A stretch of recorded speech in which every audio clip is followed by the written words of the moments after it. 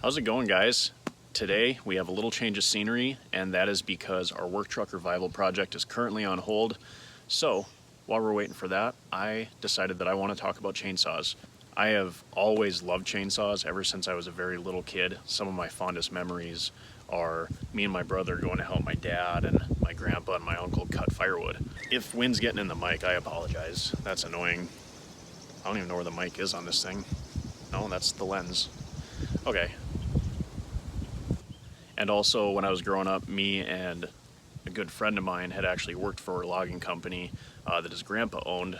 We were usually in the shop changing brakes on logging trailers and stuff, but every now and then we got to go out into the woods and do some logging. And so I've always had a love of chainsaws. They're the most badass tool that I think you could ever have. I mean, just the power in your hands, and oh, it's just awesome. But anyway, I could talk literally forever about chainsaws. Today I'm going to show you about 15 different saws dating from pretty much brand new all the way back to, believe it or not, the 1940s.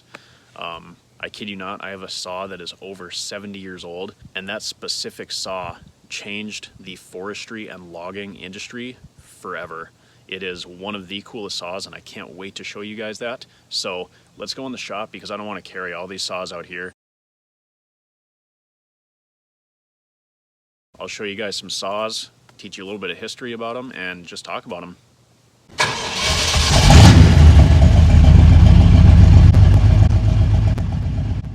And if you want to learn how to fix your vehicle, do budget restorations, troubleshoot equipment, and all sorts of other types of garage-related stuff, be sure to subscribe to Midwest Garage so you don't miss anything.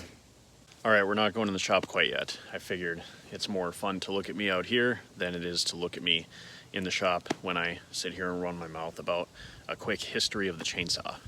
Now, the chainsaw had originally been invented in 1780 by two doctors to cut the pelvic bone to speed up the birthing process. Ouch. But it basically looked like a little knife with a crank. But thankfully, because of those two doctors and their lack of patience, and also due to their methods, I bet they probably had a lack of patience also. I'm an idiot. Anyway, due to those two doctors and their lack of patience wanting to speed up the birthing process, nowadays we have chainsaws. So back before the 1950s, the logging industry was starting to take off, and there was no good way to do it. But they had these two-man chainsaws that were speeding up the process, and so the logging industry was getting faster and faster. And then in the late 40s, a company, and now there's a couple different companies that say that they were the ones to invent the first one-man chainsaw. There are multiple sources that point to this company also, so I'm going to say they are the ones that revolutionized the entire forestry and logging industry. And so with that came the 1950s, and now everybody's producing one-man chainsaws, and the market just explodes, and there's this huge chainsaw boom in the 1950s, and all of these companies are coming out because they're seeing the opportunity there.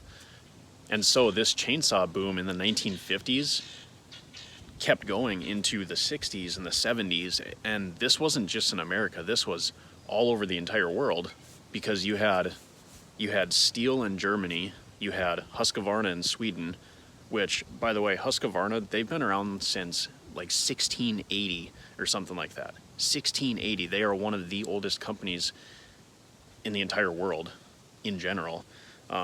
They started off, they used to make rifles in the 1680s and 90s, 1700s, they made sewing machines. So Husqvarna, they've been around literally forever, which now is the Husqvarna Group because they're a conglomerate, but back then it was just Husqvarna or Elux. That whole thing's confusing. I'll explain that in a little bit when we start talking about specific saws though. But then you also had McCulloch in the United States, you had Pioneer in Canada, so this boom was all over the world. And then in the 70s, you have other companies that are getting in on this too, and they're saying, hey, we can add chainsaws to our line. So you had companies like Craftsman and John Deere, stuff like that, making chainsaws. And the reason that it really took off in the 60s and the 70s is because that's when chainsaws were becoming normal enough for the homeowner and farmer and stuff like that. And so they were just mass produced, and they got smaller and smaller and smaller. and more efficient and more powerful and everything. So we are going to start this off by talking about my favorite saw, my favorite chainsaw brand. Well, maybe not brand, not anymore. We'll talk about that because of the history. But we're going to talk about my newest saw, my pretty much everyday carry, my Jonsered 2255. All right, so like I mentioned, this is a Jonsered CS 2255. This is my go-to saw, and I just love Jonsered as a company. I've always been a fan of Swedish saws, and this one right here is mostly my favorite just because you don't hear about Jonsered that often. You always hear of their brother, Husqvarna. Husqvarna is a huge company. Like I said, they've been around since like the 1680s. And so Jonsered came out around 1954. They were making a lot of parts for this diesel saw that was being produced by a different company. So then Jonsered said, hey, I want to get in on this chainsaw boom. So they started manufacturing their own chainsaws. So the first saw that Jonsered ever came out with was called the XA Rocket. And it was a semi-diesel saw that you would have to start upside down with a compression plug that was heated by propane, and the actual handle is where the propane was stored in that saw.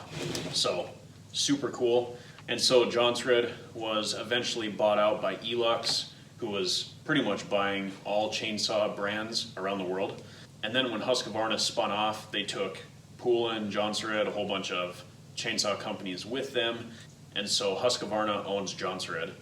And Jonsered used to make a lot of really cool like forestry level saws.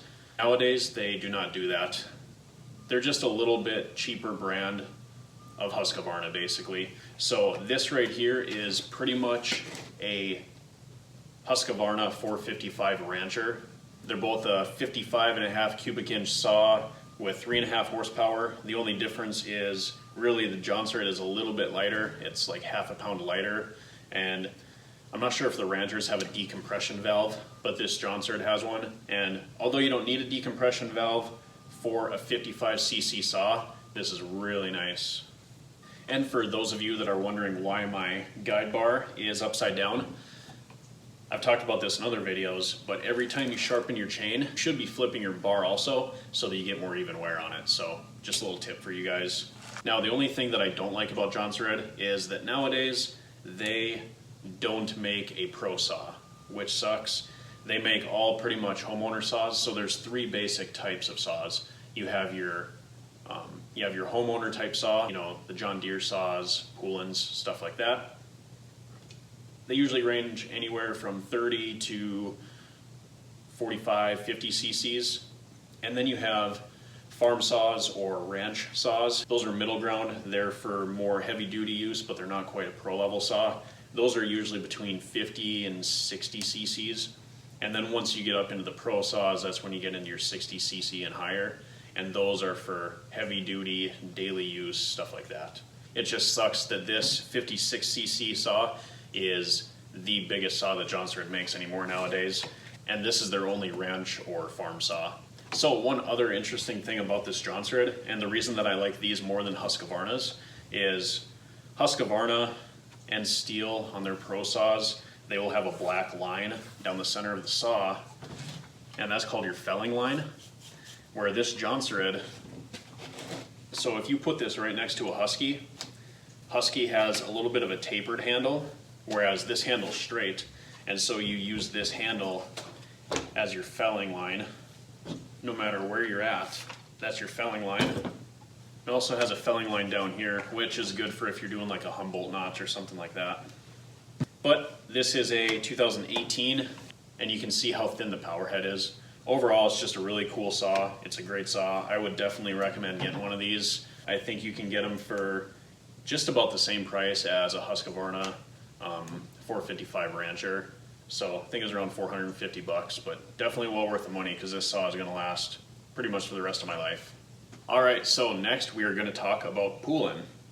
Now, Poulin has kind of a bad name in the chainsaw industry nowadays because they are mostly a big box store brand chainsaw, but back in the day they were a very reputable brand. And ironically, while I'm making a chainsaw video, the neighbor's out cutting wood. So I don't know if you can hear that or not in the background. If so, I apologize. Now, Poulin was founded by a veteran lumberjack named Poulin, and that was in the 50s, I believe. They were based out of Louisiana. They were a good company, and they were well known for having really powerful, really fast saws.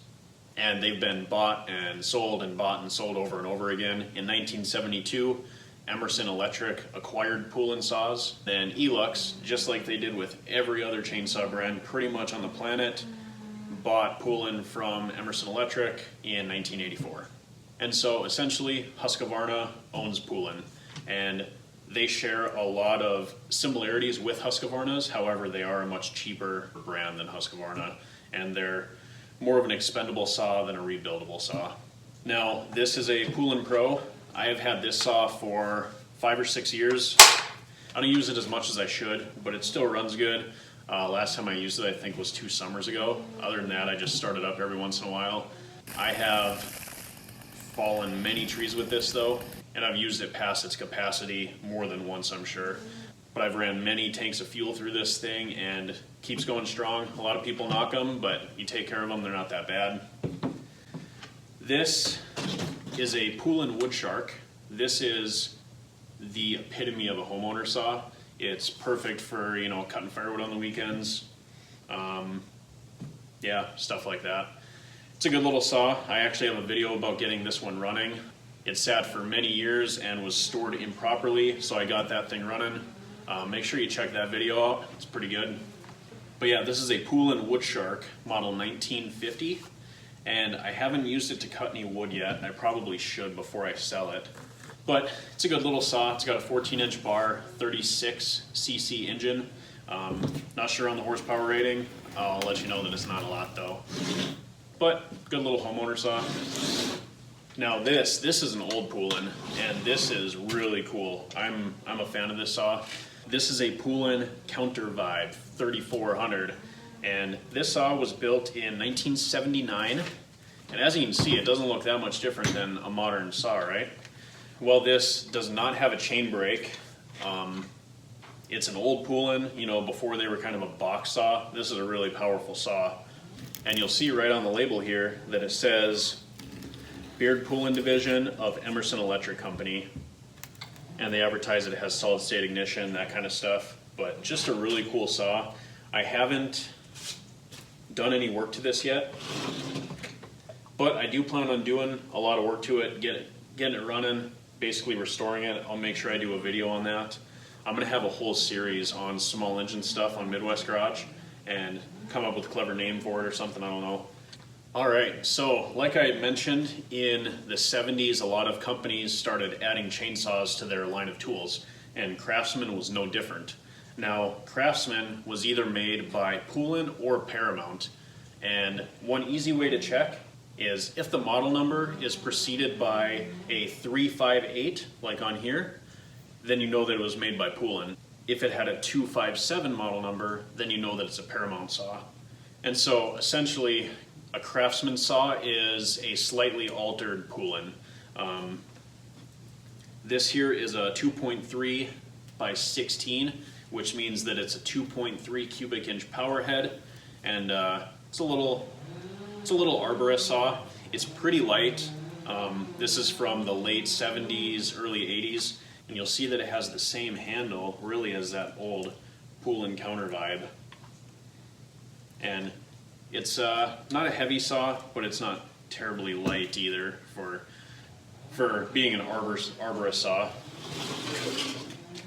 And then this right here is a 3.7 by 18, meaning that it has a 3.7 cubic inch power head, which is a pretty big saw. So I want to say this is around a 60 cc, somewhere around there. And these are the same thing. They're kind of barn find saws that I'm going to get running, do a video on them. But these overall, I can't imagine were bad saws. I mean, if they were made by Poulin in the 70s, 80s, then they were pretty reputable. So it'll be fun to get these things going. And the more you look at this, the more you can really tell that it's a Poulin. It looks just like the Counter Vibe. except for the counter vibe is a 3.4 cubic inch saw, which is a 56 cc power head. But yeah, looking at those two, they are pretty much identical saws. And this 3.7 has some pretty gnarly dogs on it too. These are called dogs here. Those are for biting into the wood and getting more leverage out of the saw when you're felling and bucking.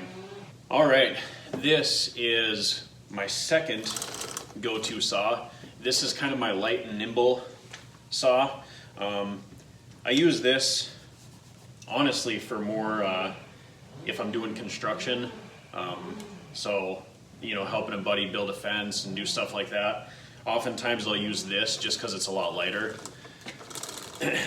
But that's the cool thing about chainsaws is they have so many applications when it comes to, I mean, obviously they use them in childbirth. You see them in the construction industry sometimes, and obviously logging in the forestry industry. You know, and you'll even see, you know, forest firefighters using chainsaws a lot. So just so many applications. But anyway, I use this little John Deere a lot when it comes to construction more than tree felling or anything like that. And that's just because it's so light. And so this John Deere, it's a J3816, which means it is a 38 cc power head and has a 16-inch bar. And this thing runs great.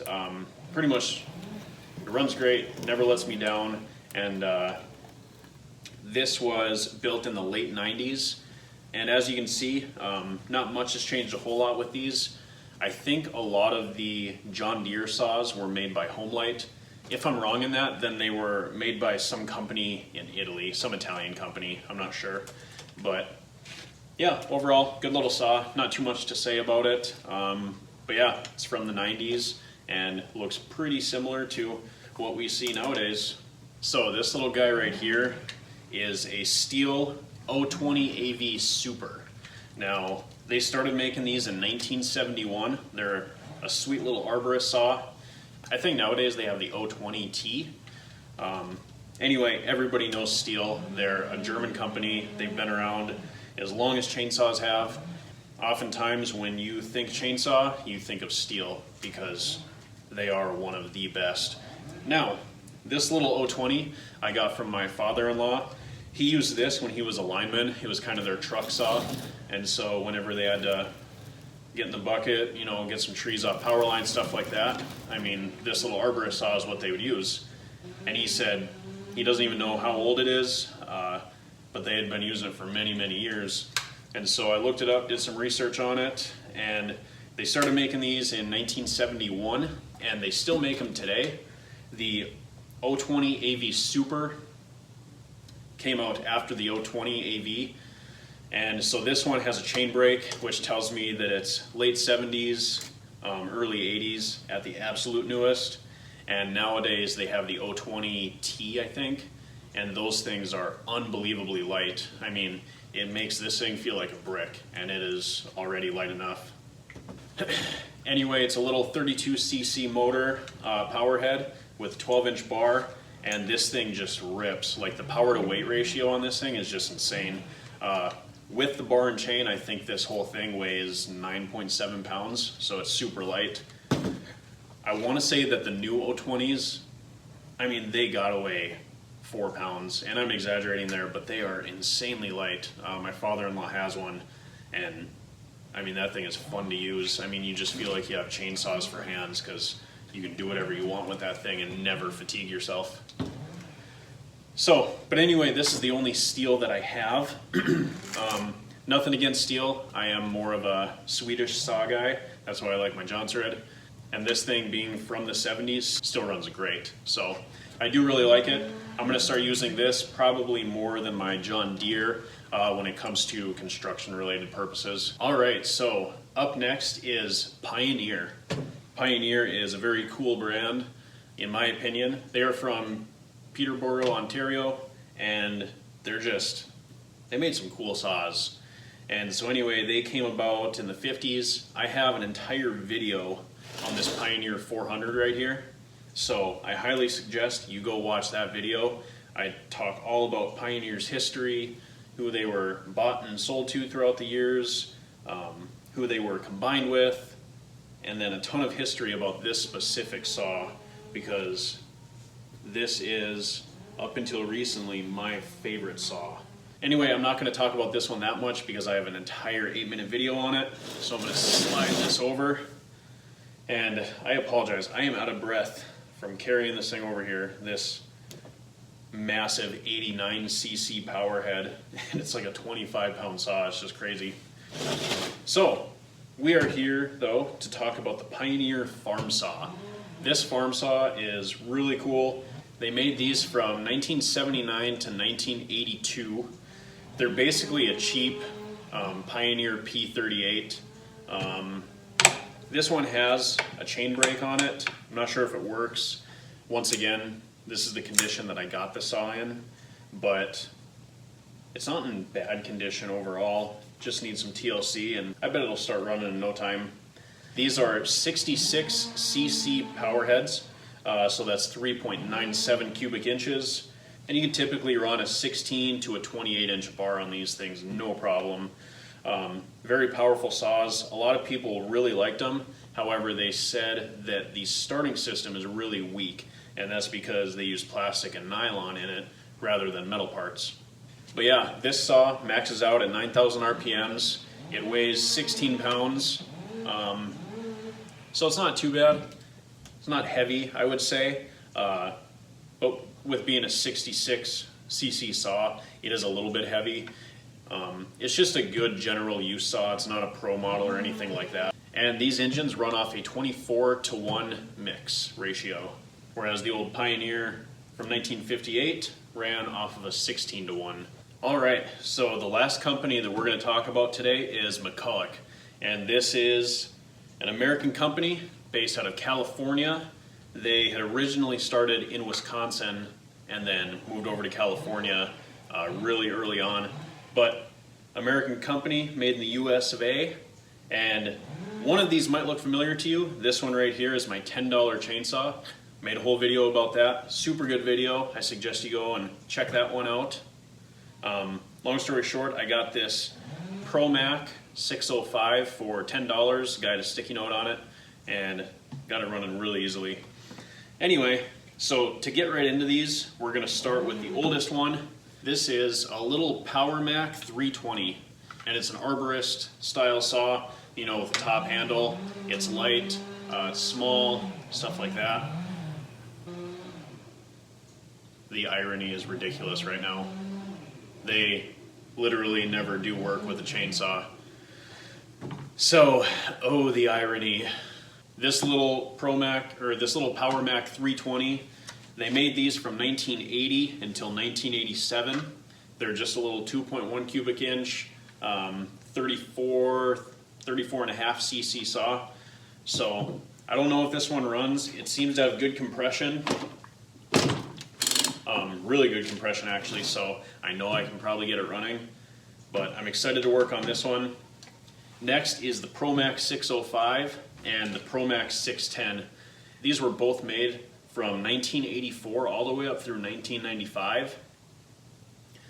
This one seems to be a little bit newer. This 605 is probably in early 90s, whereas the 610 is probably from the late 80s, just with the minor differences that they do have. Essentially though, these are the exact same saw. The only difference is the 605 had a 58cc engine and the 610 had a 60cc engine. They both ran the same size bars. You could run a 16 inch all the way up to a 20 inch bar on these. Most people ran 20 inch bars because they were heavy duty saws, you know, a lot of power. The one concern that everybody always said about these McCullochs is that they're very heavy. And yeah, checks out. Which is pretty ironic that they have a heavy saw, because the way that McCulloch had gained a name for itself literally overnight was by making a lightweight saw, which we're going to talk about right now. All right, so check this thing out. This is a McCulloch from the 1950s, and they call this model the Super 33. And check out the dogs on this thing. Like, this is just a beast. And the pitch of the bar, everything. It's just a really cool looking saw. And so McCulloch had made the Super 33 from 1954 to 1956. It's a 54cc saw, 21-pound power head, and they sold these things with anywhere from a 12-inch bar all the way up to a 24-inch bar. And other than that, I couldn't find a lot of information on it. It has really good compression though, so I'm excited to tear into it and try to get this thing running and restored. And now onto the saw that I'm sure you've all been waiting for, the McCulloch 3-25. This thing is the coolest saw I've ever seen in my life. And this is the saw that completely revolutionized the entire logging industry. And they did so by, well, it's debatable if they were the first to make a one-man chainsaw. I don't think that they were. But they changed the world, literally, by making this saw, because when this came out in 1949, literally overnight, McCulloch made a name for itself, and this saw made a name for itself, because it was the lightest by far of any one-man chainsaw. And so getting your hands on this thing changed the output of work and just what you could do overall in the woods. And so this thing is a beast. When you put it next to a normal homeowner style 16-inch bar chainsaw like this, it just dwarfs it, and it is the coolest thing ever. And so McCulloch made these 3-25s for quite a few years, and these were so light because they were literally made of pretty much just aluminum and magnesium. And so McCulloch made these from 1949 till 1953 before this model was discontinued. And there was a change in the models between sometime in 1950. So it's called a 325 early edition and 325 late edition. Anyway, that's just a difference where there's 2 oilers down here on the bottom, or 2 plungers. And so anyway, this is a 4.71 cubic inch saw, 77 cc's, and you could get these with anything from an 18-inch bar all the way up to a 30-inch bar. And this thing only weighed 25 pounds, which was way less than any one-man chainsaw before it. And so, like I said, it literally changed the world. Other than that, I don't know a lot about this saw. I don't even know if it has compression because I don't want to rip on this cord really. But after our work truck revival project's done, I'm going to be tearing into these saws and getting them running like you wouldn't believe.